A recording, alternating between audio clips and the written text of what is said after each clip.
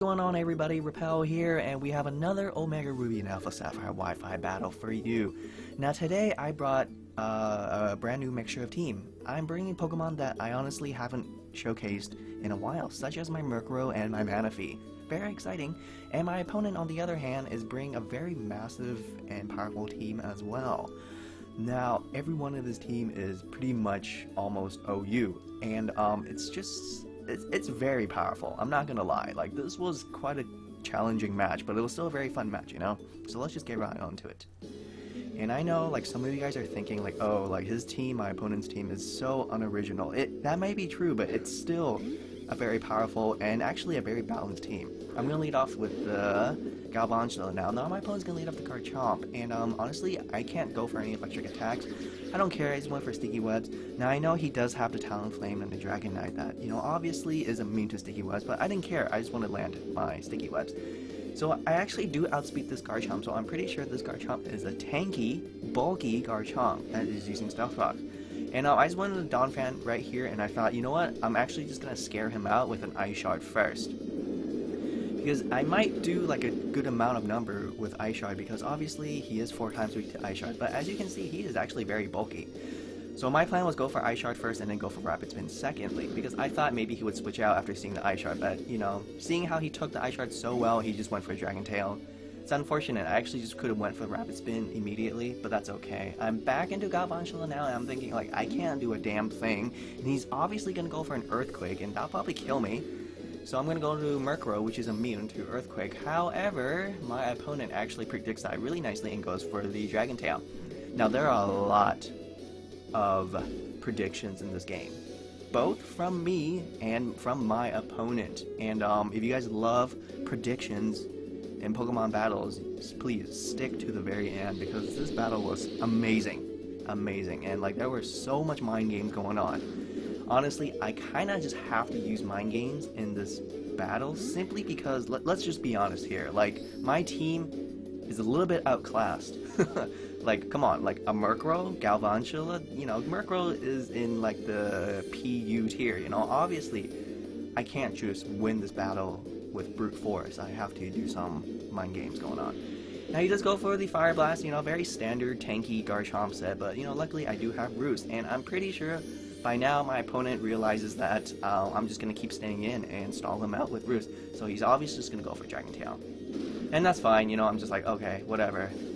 Murkrow, at least, you know, you stood your fort. So Manaphy does actually come out, which is great. I know for a fact I do outspeed him, because this Garchomp obviously has no investment in speed, because like I said, my opponent's Garchomp is more of like a bulky set, so I'm actually able to just go for an Ice Beam, you know, finish him off, you know, relatively quick, simple. You know, at least he didn't kill any of my Pokemon, even though technically my Galvantula has already died, because my Galvantula has a mere 4 HP left, and my opponent already has set rocks. However, I still have Donphan actually, and maybe I can still go for Rapid Spin. So we'll see. Now here comes the Venusaur, and for a fact, it is a Mega Venusaur. We already saw that the Garchomp is not Mega, so we already know it's definitely a Mega Venusaur here. And obviously, Mega Venusaur would eat up an Ice Beam really well. Now I thought, okay, let's just fire off Galvantula. You know, very sad. You know, I could actually have salvaged my Galvantula because I could go for Rapid Spin later, but I didn't really care. I just want to double check to make sure, to confirm that it is in fact a Mega Venusaur, and to see what he'll do to my Manaphy. Turns out he has Energy Ball. Very interesting set on Energy Ball. Usually you don't see Energy Ball, you usually just see like Giga Drain or you know, Petal Blizzard, is it called? Petal Blizzard? Yeah, but obviously you don't really see that too much. So he does have Leech Seed, you know, very standard bread and butter set.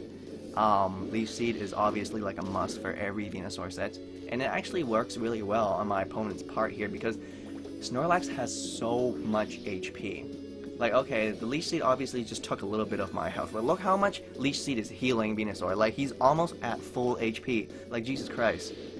I really don't know what to do here.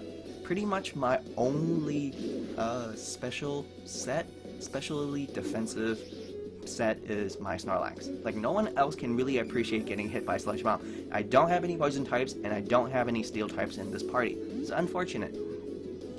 But I thought, you know what, I can't really stay in with Snorlax while he has Leech Seed, simply because he will outlast me with all those Leech Seed and Sludge Bomb, and like, let's just be honest, guys, my opponent is not getting Parahaxed like any day. So I have no choice. I'm just gonna go into Mienshao and do like a quick fake out in U-turn. Like, luckily I do have Regenerator, so that will recover some of my HP, because I'm already at 23 HP. Like, holy shit.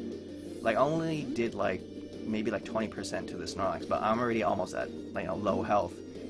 So now I'm gonna go back to Snorlax, expecting like a Sludge Bomb or Energy Ball.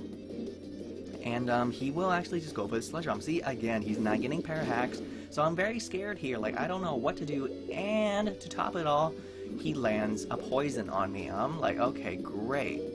Well, obviously I'm gonna die next turn, so I have to do as much as I can with this Body Slam. Maybe he'll get Parahax, but nope, he doesn't get Parahax. So I'm like, alright, god darn it. Mega Venusaur is so problematic, especially when you don't have any flying or psychic types to deal with. In this case, I don't.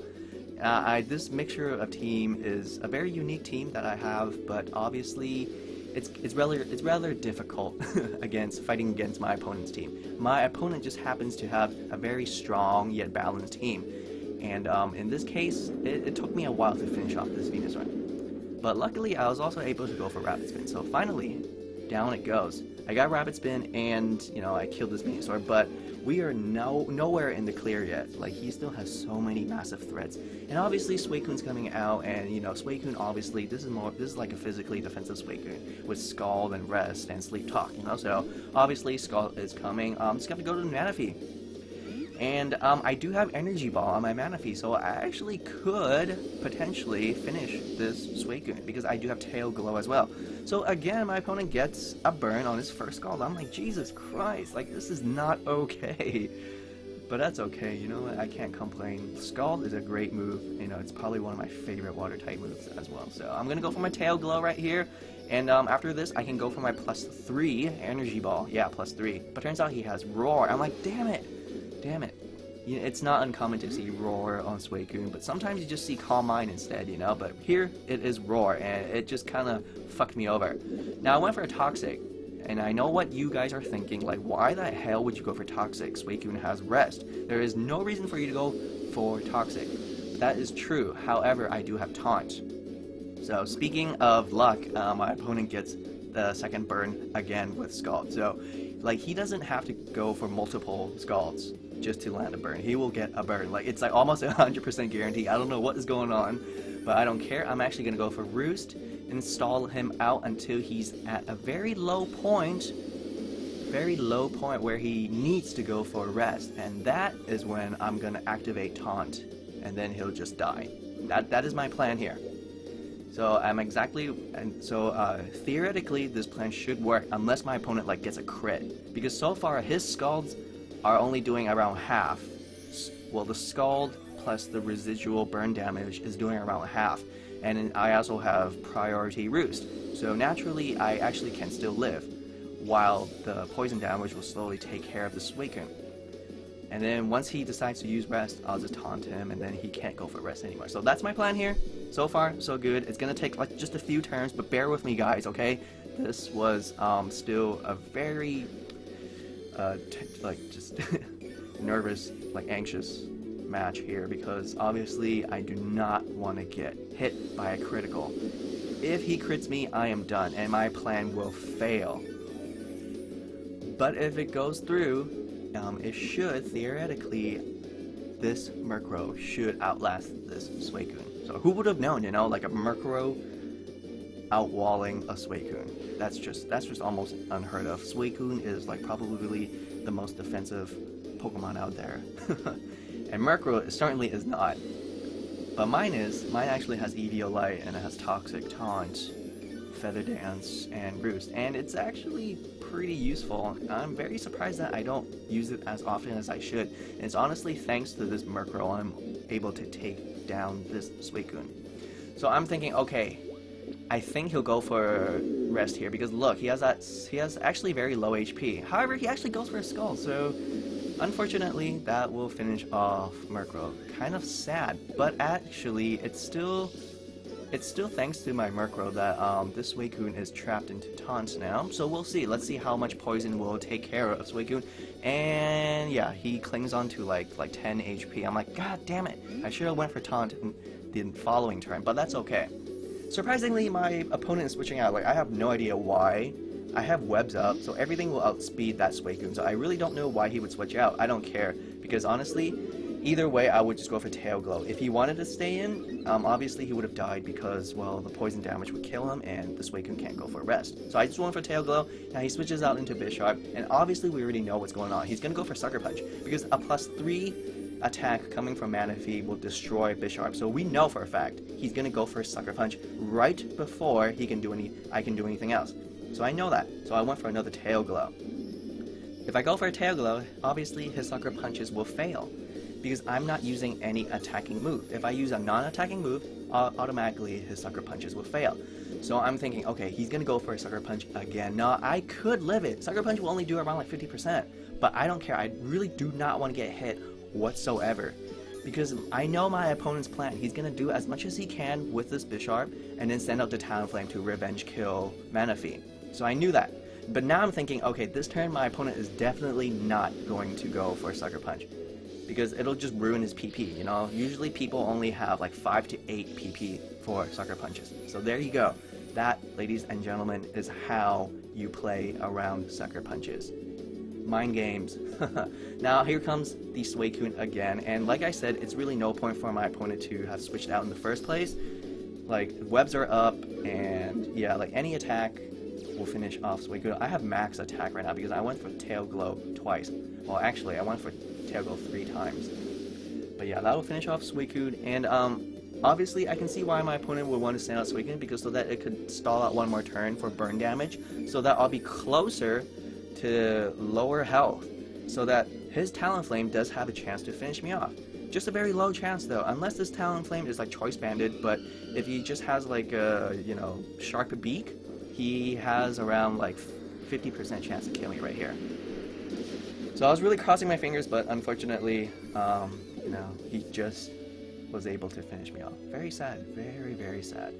And obviously I have the Mienshao left and the Donphan, both sitting at pretty low health. And obviously this Talonflame can have the priority Brave Bird, and you know, obviously it'll finish off Mienshao. Like, I don't even need to be at full health. However, if my Donphan was at full health, yeah, obviously he cannot kill me. And I probably could have killed him with like a Stone Edge. But it's because, you know, Donphan was, you know, needed earlier in this battle, therefore Donphan was able to, well, was not able to withstand the Brave Bird. So now I'm down to my last Pokemon, and obviously I can't really do anything. I can go for the Fake Out, maybe get a critical, but no, I don't. If I did get a critical, he would have, you know, died, but there you go. It's a very sad match, but nonetheless, still pretty fun, and I'm really excited to have fought my opponent, and it's very interesting to see his team go against my team. So hope you guys enjoy this battle, and make sure to also like it, and if you guys haven't already, please comment and subscribe. I will see you guys next battle.